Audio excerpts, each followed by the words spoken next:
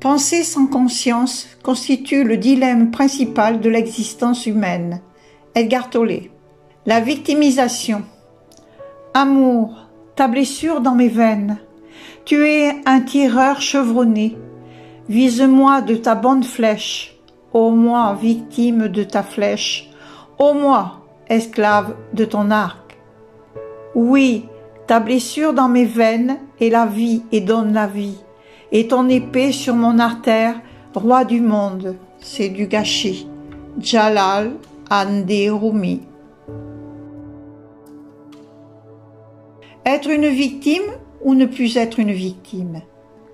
Peut-être va-t-il falloir se positionner en spectateur ou témoin oculaire dans les circonstances et apprendre à se regarder sans indulgence, sans excuse, sans se cacher la vérité de la situation ou des situations, sans se voiler la face ou se raconter des tas d'histoires afin d'installer le voile que l'on nomme rêve, illusion ou maya.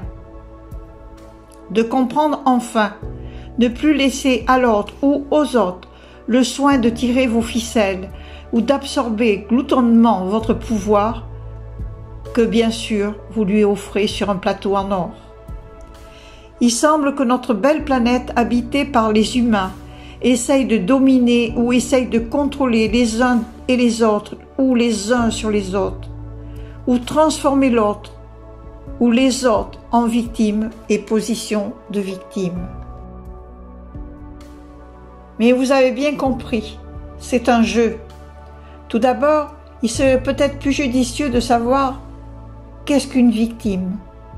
En analysant les caractéristiques, on va dire que vous n'êtes plus dans votre pouvoir intérieur, que vous donnez votre pouvoir aux autres. Il n'y a plus de maîtrise et vous n'êtes plus le cavalier de votre monture. D'autres vont prendre la place d'une façon ou d'une autre, à leur guise, puisqu'on leur accorde notre bénédiction. Alors, évidemment, et nous n'allons pas parler d'agression ou d'un acte criminel de vol, de viol, qui de toute façon est un état de victimisation et d'un rayonnement d'énergie spécifique. Une victime ou des victimes organisent leur vie en fonction des impératifs d'autrui.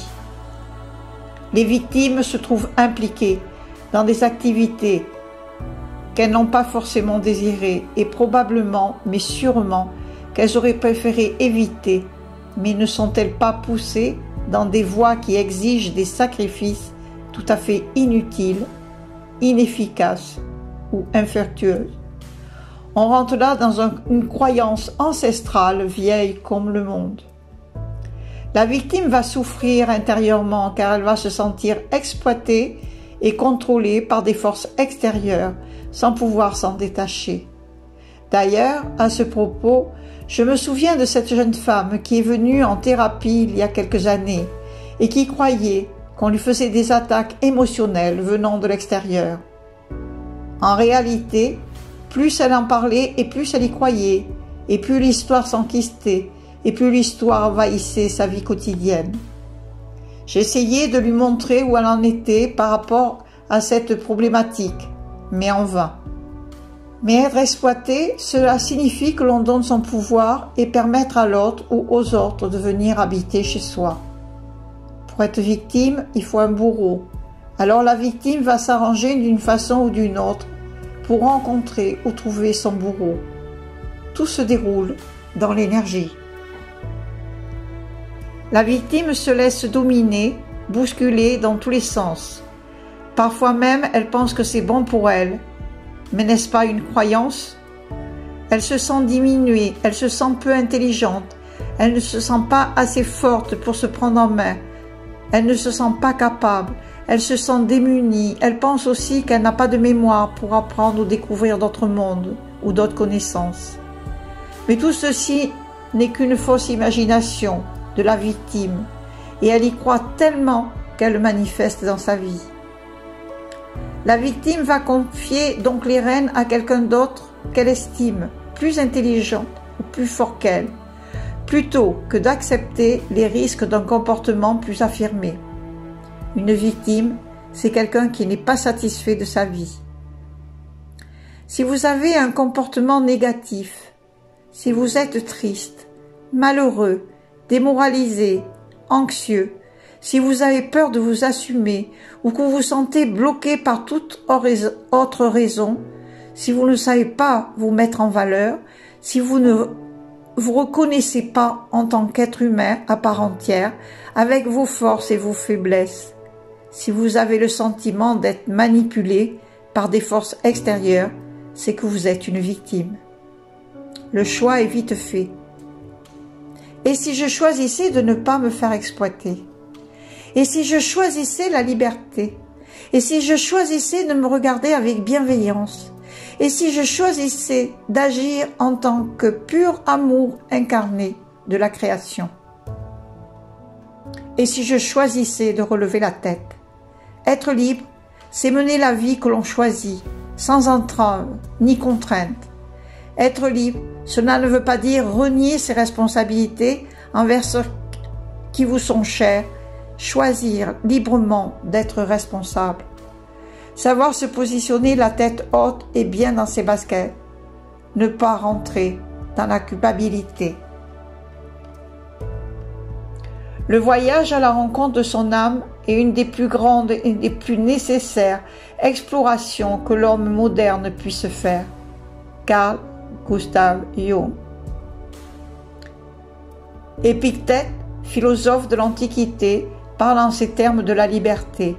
Nul homme n'est libre s'il n'est pas maître de lui-même. Les êtres les plus libres sont ceux qui sont animés d'une paix intérieure. Cela ne veut pas dire de vivre en reclus, retiré du monde, comme certains grands maîtres spirituels de l'Inde. Mais ce sont des yogis éveillés, n'est-ce pas? Les non-victimes sont les plus souvent des gens qui aiment la vie, des êtres ouverts et pleins d'élan, qui ont avec les autres des rapports faciles et détendus pour la bonne raison qu'ils se refusent à se laisser manipuler par eux. Comment ne pas être victime? Revoir les pensées, prendre conscience des formes d'exploitation les plus courantes dans votre vie et dans notre civilisation, ainsi que dans notre société moderne. Établir un ensemble de règles et de techniques appropriées fondées sur un principe fondamental, celui de ne pas vous faire exploiter. Soyez vigilants avec vous. Évaluez les situations dans lesquelles vous vous trouvez ou vous participez en tant qu'acteur. Gardez les yeux ouverts. Soyez conscient, sentez-le, ressentez-le. Attention aux implants qui vous ont été donnés ou transmis ou perpétués, ou qui vous aliènent ou qui vous ont été transférés, soit dans votre enfance, soit dans l'adolescence, soit dans un état adulte. Par exemple, ça sera encore moi le perdant. Je suis mal à l'aise dès que je dois affronter quelqu'un. Il m'arrive plein d'histoires lorsque je suis en contact avec un groupe. Je n'ose pas le lui demander, de peur qu'il ne se fâche. Si je leur dis ce que j'ai fait, ils me prendront pour un idiot. J'ai peur de les blesser en agissant comme je l'entends, comme un égoïste.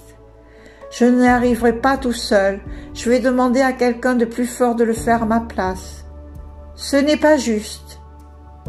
Je n'y arriverai pas. Je suis nul. J'ai peur ou peur inconsciente. Ah, c'est toujours comme ça, il n'y a qu'à moi que ça arrive. Je n'ai pas d'argent. Je n'ai pas le droit. Ce sont des pensées qui ont pris forme en tant qu'implants et qui se sont installées et cristallisées de façon insidieuse, répétées puis répétées, et qui ont pris forme comme un mantra, mais pas dans un sens positif, évolutif, mais plutôt dans un sens d'expérience. Telle est la vie.